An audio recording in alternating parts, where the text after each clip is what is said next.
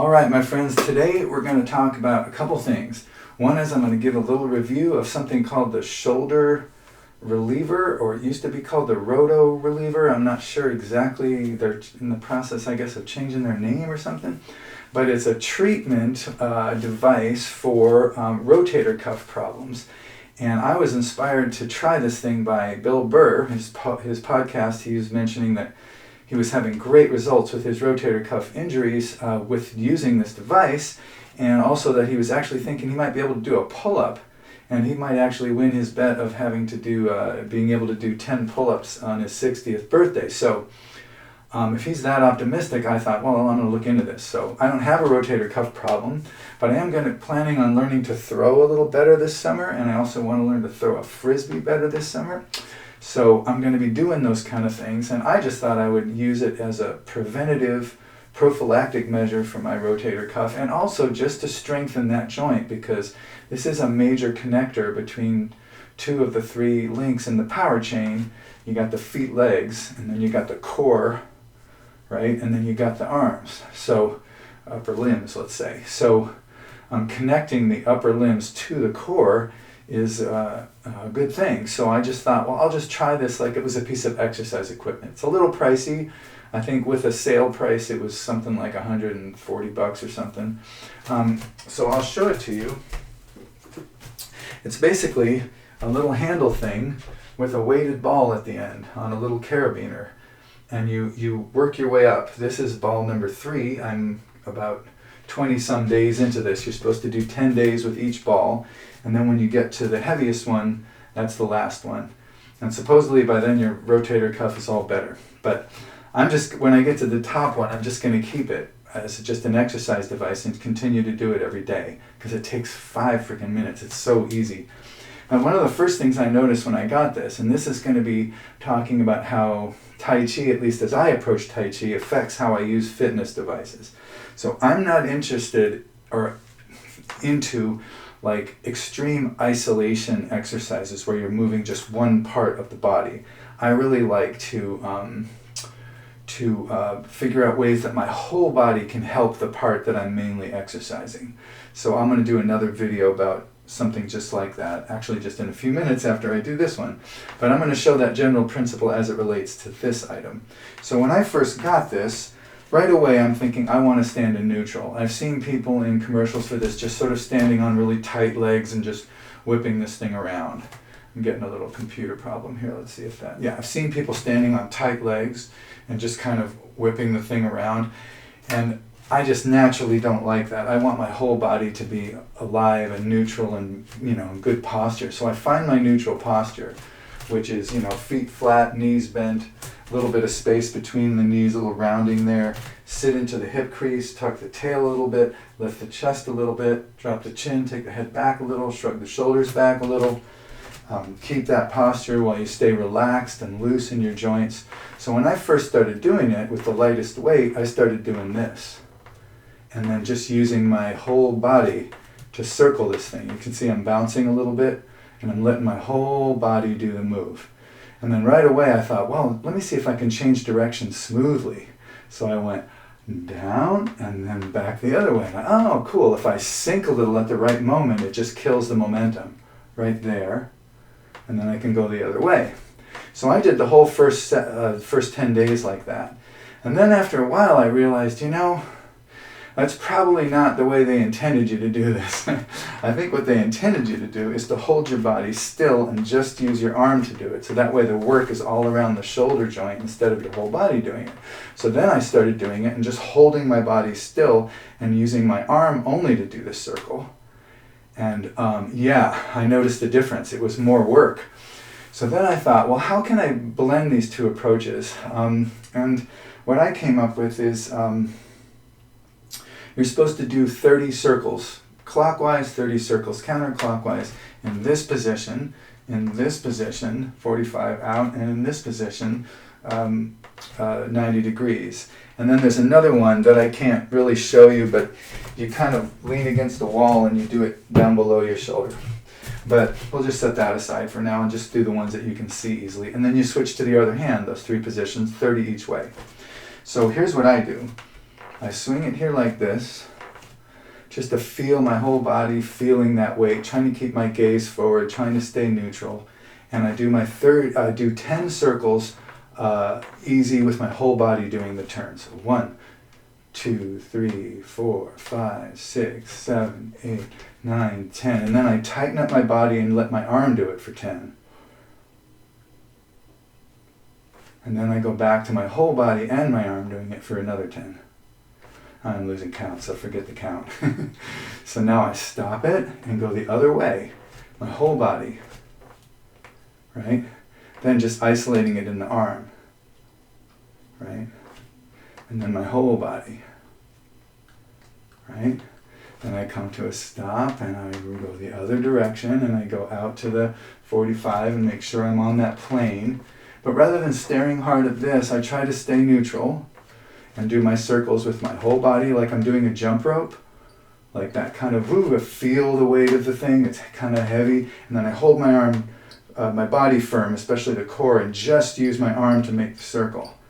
And then I go back to doing it soft again. So I go from less isolation to more isolation to less, right? And then I change direction and do that the other way. Hit something if I don't move over. So I get that going, and then I do it firm with just the arm doing it, and then I go back to the whole body doing it. And then I change direction and go to the side.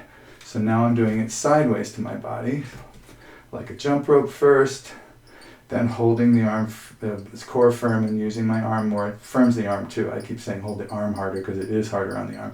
And then you soften it again, there. And then repeat on the other side.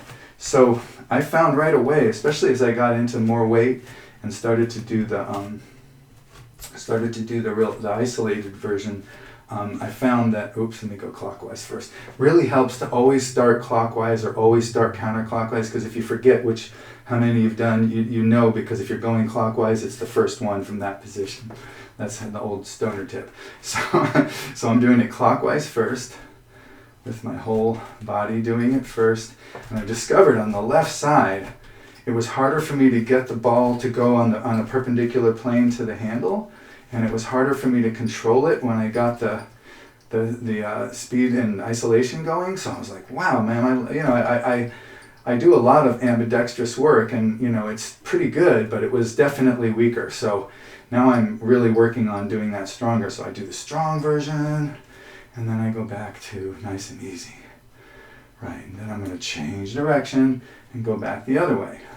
So I do about 10 or so with my body loose and relaxed and kind of letting my whole body do it like a jump rope. And then I hold it really firm in the body and just really use my arm to make that circle. Right, and then I go back to more whole body. And then I eventually stop and go the other direction. Right, so I'm going that way. And you can feel it, you can hear me. I'm getting a little bit out of breath. This is definitely work. It doesn't look like it, but you have to stabilize against that weight in your whole body. And I'll go the harder one. And then we'll go back to the whole body doing it. Yeah. Now, I don't know how long this thing is going to hold up. I'm going to do this every day as a part of my regular routine, and it's possible, I don't know how well made it is. It appears well made, but I'll find out. But I am hooked on this thing. So I am definitely, if this one breaks, I'm going to try to get replacement parts, or I'm going to have someone who really knows what they're doing build me a sturdier one, because I just love the device. I love what it does for my shoulder. I love what it does for my core and the connection to the ground. Can you see it? I don't know, I sure can feel it especially when I really firm everything and really work that thing. I feel like my whole body is having to stabilize all these little muscular contractions at the same time, especially during the loose ones. It's like, wow, man, that ripple goes through my body, and then I tighten it up and I feel it even more. And believe me, my deltoid on my left leg or my left arm is definitely feeling it. I got one more to go, so I'm going to go backwards, and I'm going to get that going with my body first, and then I'm going to firm it up and do it, more arm, little isolation on the arm, and then I'm going to go back to a softer, more whole-bodied version. And my room's a little hot right now, but aside from that, it's like, man, I'm sweating a little bit. This is definitely work. It may not look like it. And the other one is just, it's kind of like, it's like this. I got to be careful because it seems like the cord could be shorter for this one because I'm just barely missing my legs in the wall. I gotta be more careful. I can do it, but I have to really face that wall and get my arm in just the right position. And I'm doing it, but that part, maybe that position isn't as well thought out.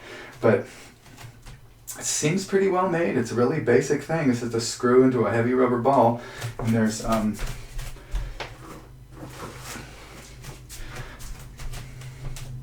three other ones.